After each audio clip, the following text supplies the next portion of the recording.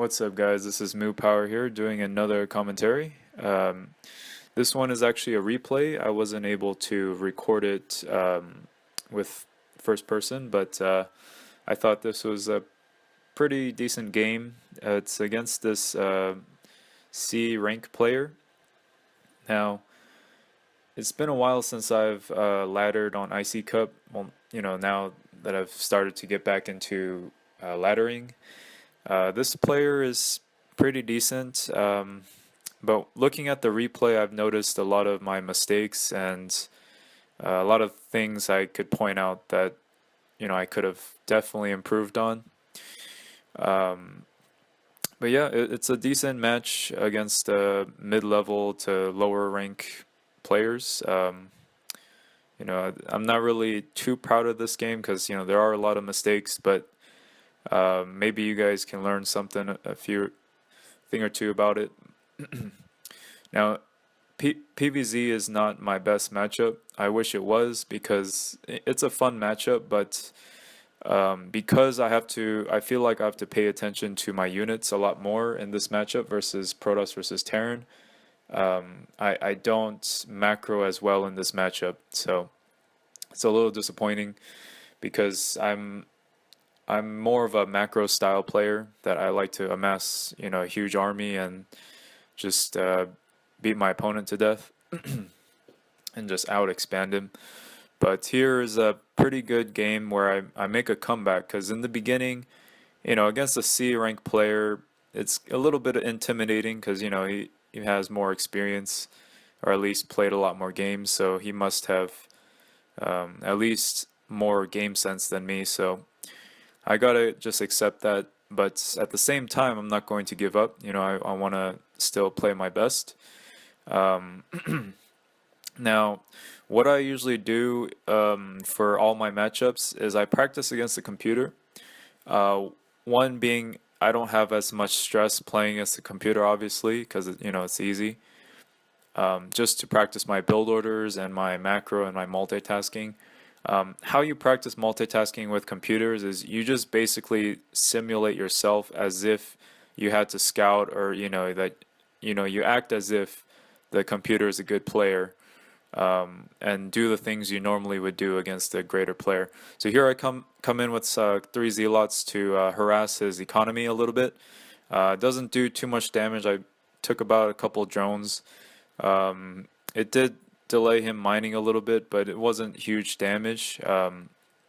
Now he's got a big Hydroling force, so I got to make sure. I want to keep this zealot alive, and I managed to save it.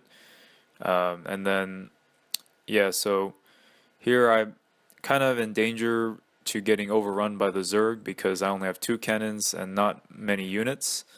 I think it could have to do with my macro this game isn't that great. Around 8 minutes, I should be around 80 to 90 supply, so I am a little bit behind. But with microing and paying attention to the map more against a human opponent is what takes its toll, and that as a result, I don't macro as well. And here I get a little supply blocked.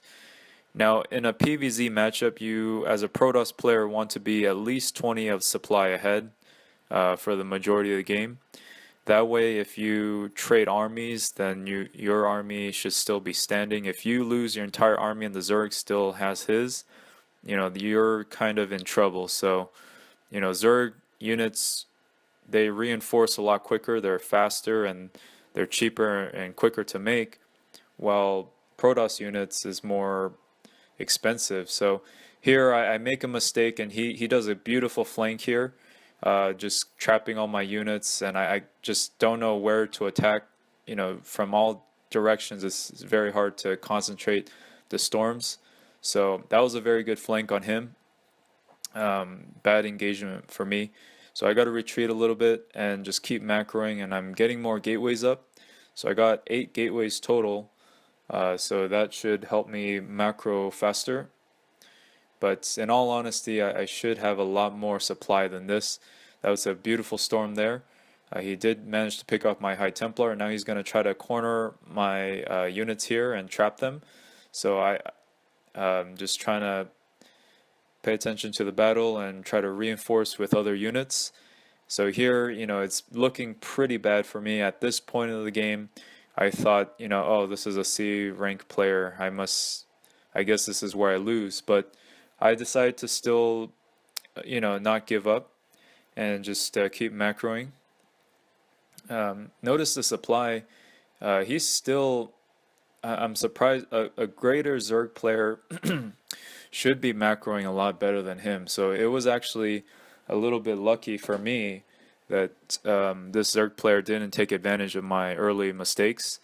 And I mean, he is expanding, but his macro isn't that isn't that spectacular. He tries to pick up my High Templars, but they get stormed, and my DTs got caught, and I gotta retreat that one away. So my game plan in this game is to I need to get my third up right away. I do have gateways pumping, and I have a lot of minerals, so I can survive for a little bit, but I do need to get a third base relatively soon, otherwise I will run out of resources. So here I just regroup my army and make sure I can defend a third base. And here he has a group of Zerglings just to attack my third when I'm ready to set it up. So here I'm escorting my probe with a couple of Dragoons and Zealot group to make sure that the Zerglings cannot interrupt my third base. And so I'm building a lot of Zealots because I don't have a lot of gas. I've been spending a lot of gas on High Templars, but to be honest, there were some High Templars that got picked off that weren't utilized, so I do have to be a bit better on that and be pumping from all my gateways. I'm getting Dragoons as well to deal with his lurkers, and here I got a little bit of supply blocks, so I built 3 pylons. And here I'm trying to engage to see how big his army is and see if I can win. Here I try to sneak a Dark Templar. So that was a little neat trick. I try to distract him with my army, and then I try to sneak a Dark Templar through. That's a pro move there. So the Dark Templar gets rid of 1 drone, and we'll see if we can pick off another drone. So great, it picks off a drone before it dies. And then here I gotta make sure my third base is ready to be defended with some cannons. And always have a army next to your nexus, so that way the speedlings don't snipe it. So yeah, so here as you can see, the Zerg is still at 100 supply, and I'm catching up at 150. So I already equalized it by getting my third base up, and my army should be a bit stronger than his because I have 150 supply. So I don't know how I got caught up. I think his macro wasn't that great in terms of his army. So he does have 4 bases against my 3, so we're still relatively even now. But before I thought I was going to lose after that bad engagement in the middle. And so you see those Zerglings at the top. He usually does that to try to snipe nexuses, so I'm going to try to get rid of that and prepare so I can get my 4th, because I have a lot of minerals, so if I have the money I might as well just get another base up while I'm still macroing from my gateways. So yeah, my macro isn't that great this game because just trying to concentrate on what Zerg is doing while trying to defend is very time consuming or multitask oriented.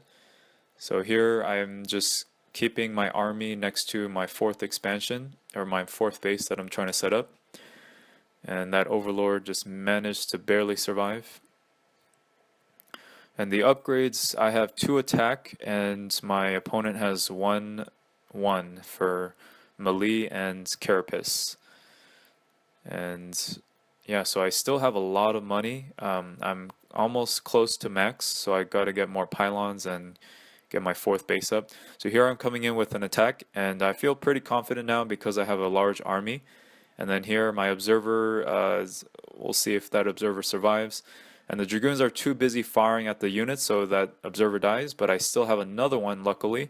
And now try to get rid of all the lurkers and regroup my army. And now here's where I should pull back because Dragoons don't do well against Zerglings.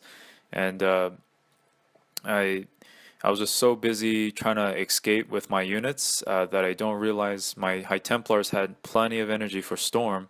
So that was a little bit of another mistake.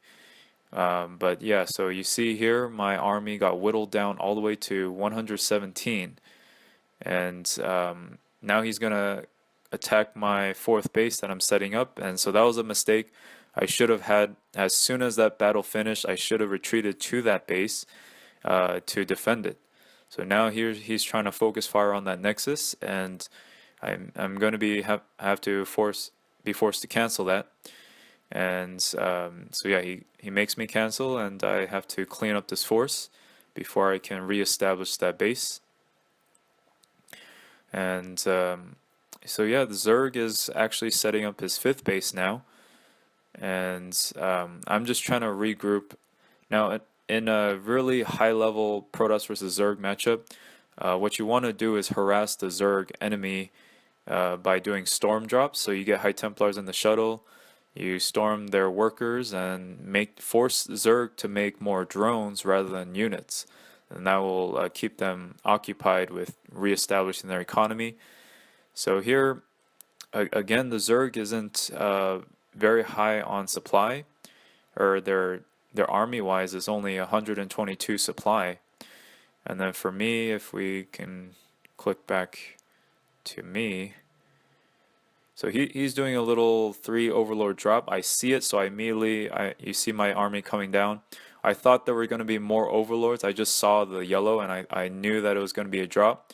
But I was expecting like a Doom drop where they normally have, 6 to 8 Overlords and just destroy your entire base. But luckily, he only had 3 Overlords, so I was able to clean that up with just a couple units. And then here I'm attacking his expansion, and I was kind of surprised how easy it was to clear up this base. So I just try to get out of that swarm area and just kill this base, focusing it, and I get my other army to deal with his expansion and kill all his drones. So here I feel pretty good now because I got rid of 2 bases while I'm establishing the 12 o'clock and the 1 o'clock base. So I feel pretty good. I haven't seen his army get too big for me to handle, so that's why, it kind of felt strange. The C-rank player wasn't able to macro a large army for me to not be able to deal with. But yeah, so here my army's still surviving and doing some damage, and then here he's trying to trap my army. So I got to run away with these units so I can conserve my my army. And yeah, so they managed to get away for most of them. And then I got a whole bunch of High Templars ready to morph to Archons. And here he thinks he can, he's deciding, I guess, to take down this base, but he sees that there are a lot of cannons. And for those who don't know, Dragoons do full damage against Ultralisks, since Ultralisks are large units. So Dragoons really hurt Ultralisks as long as you're not under swarm.